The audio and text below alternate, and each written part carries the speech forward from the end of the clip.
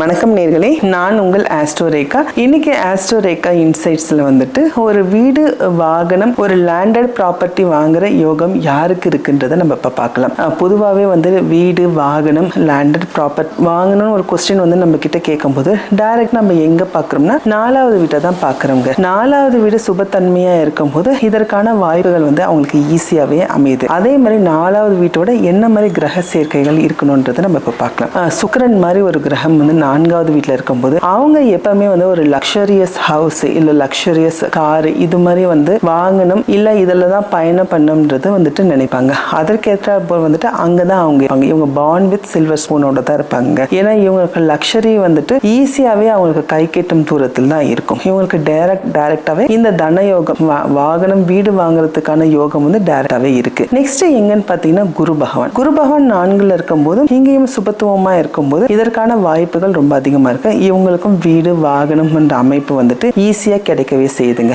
மற்றும் சந்திரன் வளர்பிறை சந்திரனாக இருக்கும்போது ரொம்ப ஒரு கம்ஃபர்டபுளா இருப்பாங்க. இவங்களுக்கு வீட்டுல வந்துட்டு அவங்களுக்கு சொந்த வீட்டுல இருக்கிறது வந்துட்டு ரொம்ப பிடிக்கும் நேர்களே. அதே மாதிரி தாய் வழி உறவுகள் வந்து இவங்களுக்கு சில ப்ராப்பர்ட்டிஸும் வரதா செய்யும். சந்திரன் 4வது வளர்பிறை சந்திரனா இருக்கும்போது இந்த 4வது வீட்டுக்கு அதிபதி கேந்திரத்திலேயோ திரிகோணத்திலேயோ இருக்கும்போது இதுவும் ஒரு யோகமான ஒரு ஆரோஸ்கோப்பா தான் நம்ம பார்க்கும். ஏதோ ஒரு யோகம் இந்த இடத்துல வந்து ஃபார்ம் ஆயிடும். ஏன்னா 4வது வீட்டுக்கு அதிபதி ஆட்சி உச்சமாகிறதும் சரி, இல்ல 4வது வீட்டுக்கு அதிபதி வந்து கேந்திரத்துல போனாலும் சரி, இல்ல 4வது வீட்டுக்கு அதிபதி வந்து திரிகோணத்துல போனாலும் சரி, இது வந்துட்டு ஒரு கேந்திரம் கோணம் யோகத்தை வந்துட்டு கிரியேட் பண்ணதா செய்யும். இவங்களுக்கும் வீடு வசதி வாங்குறதுக்கான யோகம் ஈஸியா அந்த தசாபுக்தி காலங்களில் இவங்களுக்கு கிடைக்கவே செய்யும். 4வது வீட்டை குரு, வளர்பிறை சந்திரன், புதன் இல்ல சுக்கிரன் மாதிரி ஒரு கிரகங்கள் வந்து 4வது வீட்டை பார்வை பார்த்தாலும் வந்து பாத்தீங்கன்னா இதற்கான வாய்ப்புகள் வந்து ரொம்ப அதிகமாவே இருக்குங்க. சோ இவங்களும் வந்துட்டு அதனுடைய தசாபுக்தி காலங்கள்ல வந்துட்டு இவங்களுக்கு அதை வாங்குறதுக்கான அமைப்புகள் வந்துட்டு கண்டிப்பா கிடைக்கவே செய்யும். 4வது வீட்டுக்கு அதிபதி டைரக்டா 2வது வீட்டுக்கு அதிபதியோட ஒரு 11வது வீட்டுக்கு அதிபதியோட தொடர்பு கொள்ளும் போதும் இந்த வாய்ப்புகள் அதிகரிக்க செய்யுது. ஏன்னா 2வது இடம் வந்து பாத்தீங்கன்னா உங்களுடைய சேவிங்ஸை குறிக்கிற இடம். ஸோ நிறைய சேவ் பண்ணும்போது டெஃபினட்டா நீங்க லேண்ட் இல்ல ப்ராப்பர்ட்டி வந்து வாங்கதான் செய்வீங்க. அதே மாதிரி வந்து லாப மேன்மைகள் அதிக குறிக்கிற இடத்துல வந்துட்டு 11வது இடம், அந்த இடத்த வந்துட்டு ரொம்ப நல்லா இருக்கும் போது டெஃபினட்டா உங்களுக்கு வந்து இதுக்கான வாய்ப்புகள் அதிகமா இருக்கு. அதே மாதிரி 10வது வீட்டோட வந்துட்டு 4வது வீட்டு கனெக்ட் ஆகும்போது சில சமயத்துல வந்துட்டு இந்த கேந்திரத்துக்கும் அந்த கேந்திரத்துக்கும் கனெக்ட் ஆகும்போது இதற்கான வாய்ப்புகளும் கொஞ்சம் அதிகரிக்கவே செய்யுது.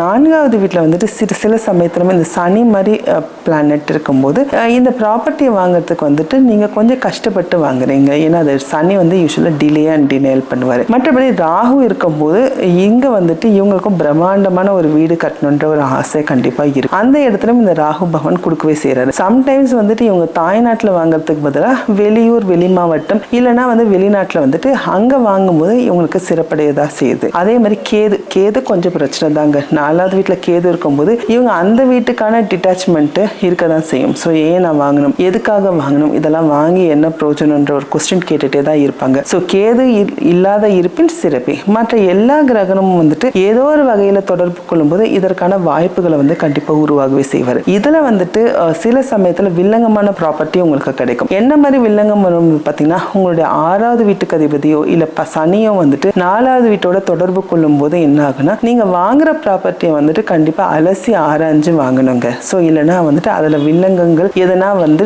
வரவே செய்யும். ஸோ அது மாதிரி வில்லங்கங்கள் இருக்கும்போது அது உங்க பேர்ல வாங்காம உங்க குடும்ப உறுப்பினர்கள் பேர்ல வாங்கும்போது அந்த வில்லங்கத்தை நம்ம தவிர்க்க தான் செய்யறோம். மற்றபடி 4வது வீட்டுக்கு அதிபதி 6, 8, 12 கனெக்ட் ஆகும் போதும் இவங்களும் ப்ராப்பர்ட்டி வாங்குறாங்க. இவங்களுக்கான அந்த யோகமும் கிடைக்க தான் செய்யுது. ஆனா என்னன்னா கடன் பட்டு வாங்குற மாதிரி இருக்காங்க. சில சமயத்துல அந்த கடன் ஒரு தீரா கடனா கூட சமயங்கள்ல அமைஞ்சு விடுது நேர்களே. சோ இதை வந்துட்டு நீங்க கண்டிப்பா கருத்தில் கொண்டு இதற்காக நீங்க ஒரு ஆராய்ச்சி பண்ணி வாங்கும்போது இதுல வந்துட்டு இருக்கிற வில்லங்கங்களையோ இல்ல கடன்ல இருந்தையோ நீங்க தப்பிக்கலாம். 4வது வீடு 6ல கனெக்ட் ஆயிருக்கு, 8ல கனெக்ட் ஆயிருக்கு, 12ல கனெக்ட் இருக்கும்போது நீங்க கவலைப்பட தேவையில்ல. உங்களுடைய குடும்ப உறுப்பினர்களுக்கு வந்துட்டு யாருக்கு சாதகமா இருக்கோ அவங்க பேர்ல வந்துட்டு நீங்க ரெஜிஸ்டர் பண்ணும்போது இந்த விஷயத்த வந்துட்டு சிலதுல நம்ம தவிர்க்க செய்யலாம். இங்க செவ்வாய், யூஸ்வலாக செவ்வாயை வந்துட்டு எல்லா ஹாரோஸ்கோப்லேயும் வந்து பார்த்தீங்கன்னா பெருசாக நன்மை எல்லாத்துக்கும் தோஷம் கொடுக்குற இடத்துல இருப்பாங்க. ஆனால் இந்த நில தத்துவ காரகம் ஒரு லேண்டட் ப்ராப்பர்ட்டி வாங்குறதுக்குன்னு வந்து பார்த்தீங்கன்னா செவ்வாயோட காரகத்துவம் ரொம்ப இம்பார்ட்டண்ட்டாக இருக்குங்க. செவ்வாயோட வலிமையும் ரொம்ப இம்பார்ட்டண்ட். ஸோ இந்த real estate, structure, construction,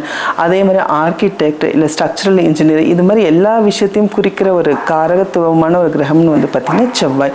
so செவ்வாய் வந்து 4வது வீட்டோட கனெக்ட் ஆகும் போதும் உங்களுக்கு இந்த மாதிரி ரியல் எஸ்டேட் இல்லை ப்ராப்பர்ட்டி வாங்குறது, லேண்டட் ப்ராப்பர்ட்டி இல்லை வீடு வாங்குறதுக்கான வாய்ப்புகள் கொஞ்சம் அதிகரிக்கவே செய்கிறாரு இந்த செவ்வாய். மற்றபடி செவ்வாய் கொஞ்சம் வீக்காக இருக்கக்கூடாதுங்க. வீக்காக இருந்து இல்லை வந்துட்டு ராகு கேதுகளோட வந்துட்டு கிரகணம் பட்டு இருக்கும்போது கொஞ்சம் வில்லங்கமான ப்ராப்பர்ட்டிகள் வந்து அமையறதுக்கான பாசிபிள் இருக்கவே செய்யுது. இதை நீங்கள் கண்டிப்பாக அவாய்ட் பண்ணலாம். சில சமயங்களில் வந்து சனி பகவான் வந்துட்டு கனெக்ட் ஆகிருப்பாருங்க. சனி சமயத்தில் கனெக்ட் ஆகும்போது இந்த டிலேஸை தவிர்க்கிறதுக்காக என்ன விஷயம் பண்ணலன்னா, நீங்கள் டைரெக்டாக வந்துட்டு ஃபர்ஸ்ட் ஹேண்ட் ப்ராப்பர்ட்டியை வாங்குறது இல்லை ஃபர்ஸ்ட் ஹேண்ட் கார் வாங்குறதுக்கு பதிலாக செகண்ட் ஹேண்ட் ப்ராப்பர்ட்டி இல்லை செகண்ட் ஹேண்ட் வண்டியை வாங்கும்போது அதில் இருக்கிற வில்லங்கத்தை வந்துட்டு நீங்கள் தவிர்க்க முடியாது நேர்களே. ஸோ சனி வந்துட்டு சம்டைம்ஸ் டிலே தான் பண்ணுவார். ஆனால் சனி வந்து யூஸ்வலாக வந்து இம்மூவபிள் ப்ராப்பர்ட்டி வந்துட்டு அதிகமாகவே கொடுக்க செய்வார். ஸோ 2வது இடத்துல சனி இருக்கும்போது இவங்களுக்கு இம்மூவல் ப்ராப்பர்ட்டி வந்து அதிகமாக சேர்றதுக்கான வாய்ப்புகள் ரொம்ப அதிகமாகவே இருக்குது. ஸோ ஓவராலாக வந்து பார்த்தீங்கன்னா எல்லா பிளானட்டும் வந்துட்டு உங்களுக்கு அந்த யோகத்தை கொடுக்குற நிலையில தான் இருக்காங்க. அதோடைய 4வது வீட்டோட வலிமைகள், 4வது வீட்டுடைய சேர்க்கைகள், கிரக சேர்க்கைகள், பார்வைகள் ஒரு சுபத்துவமாக இருக்கும்.